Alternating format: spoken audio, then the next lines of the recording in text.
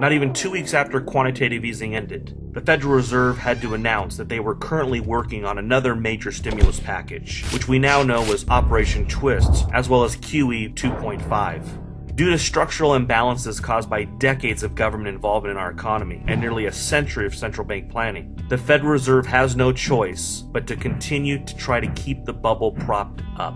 For the past 3 years, the Fed has cut rates, predicted summer recoveries, provided liquidity to markets, secret bailouts, public bailouts, and the monetization of debt. The Federal Reserve will not monetize the debt. The printing press has been working overtime. However, despite government, media, college, and all conventional wisdom propaganda, the economy just can't turn around. The Keynesian economists just can't figure it out. They continue to try and cure an economy that suffers from too much debt, regulation, and central planning, basically manipulation, with even more debt, regulation, and central planning. Now, for over 3 years, we have been told by Ben Bernanke and friends that things were okay. A recovery was just around the corner, and just a little more stimulus was needed to get us over the hump. The media continues to treat his predictions and assessments as the most accurate source in the world, when his assessments couldn't have a worse track record. Of course, we all know what comes next. 2008 summer recovery, 2009 summer recovery, 2010 summer recovery, and the 2011 summer recovery. Trillions from the government and the Fed have been pumped into the economy. So much so that the US government borrows 45 cents for every dollar it spends. We have been told that this is for our own good, that the spending and borrowing is what saved us from another depression.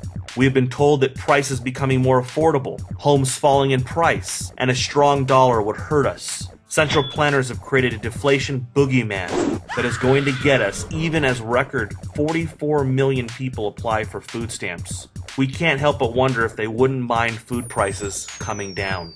We have also been told that gold and silver are in a bubble. The evidence is all the We Buy Gold stores propping up. You know, the ones that Americans go to in order to sell their gold for 10 cents on the dollar? Yep, that sounds like a bubble to us too. Central banks are net buyers of gold. In fact, they are loading up on a record amount of gold for 2011. We should note that central banks did not purchase tech stocks in the 1990s or real estate in 2000. China, the #1 producer of gold, is now the #1 importer of gold. Oh, they are also encouraging their citizens to purchase the yellow metal too. Recently, Bernanke was asked if gold was money by Congressman Ron Paul. Do you think gold is money? His response was no. No. Just to be clear, gold has been used and stored as money for over 5,000 years. In fact, as already stated, central banks are regularly buying gold. Yet in the land of fiat currency, where for the past 40 years the world has been on a fiat currency experiment, the most important central banker of all is willing to look the world in the face and state that central banks buying gold, Well, it's tradition. Long-term tradition. maybe this is the part of the same tradition when it comes to devaluing the currencies they are in charge of, and bailing out the too big to fails. All just a part of the banker family tradition. Almost makes you feel warm and cozy. For those that are not familiar with gold, our analysis has shown us that gold is still a store of value around the world. It is only in the West where it is treated as a speculative commodity. Most Americans, especially those who consider themselves experts in economics or business, have no idea that for every 100 ounces of gold sold on the COMEX, there's only 1 ounce of gold to back it up. Something that has obviously distorted the gold markets and suppressed the price. CrushTheStreet.com believes that gold buying is not a banker tradition. It is a banker's hedge. A hedge against their own system of fiat currency that is literally loaned into existence.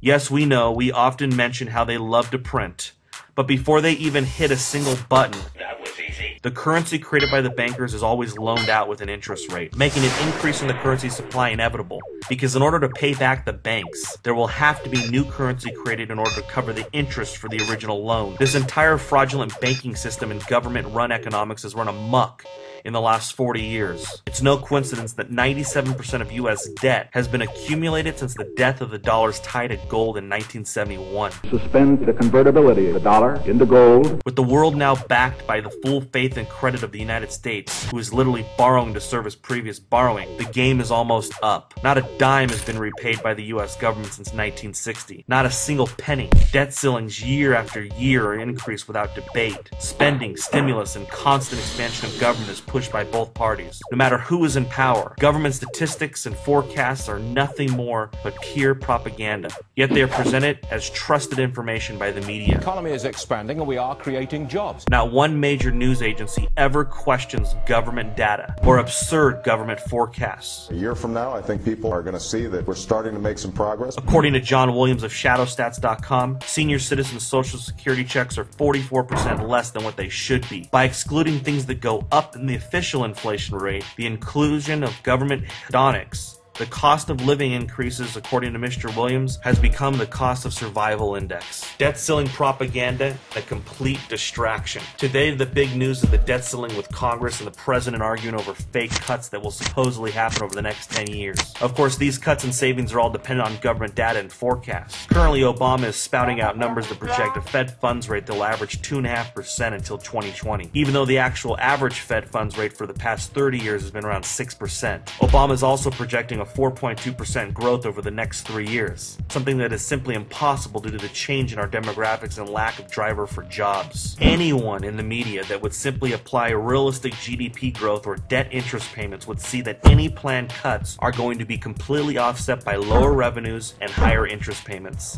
Even if Congress and the president agree to cut $2 trillion over the next 10 years, we are adding an official $1.5 trillion in new debt on an annual basis. CrushTheStreet.com always makes it a point to say official anytime we mention government debt, since the actual real debt is much higher. If the government included total new debt, all unfunded liabilities that will have to be paid, our annual deficit for 2011 would be $4 trillion, and our total national debt is around $100 trillion. Of course, remember, if we actually paid our senior citizens what was promised, the situation would be even worse. We should note that CrushTheStreet.com is not advocating for entitlements. In fact, we oppose them all as they are highly destructive to society.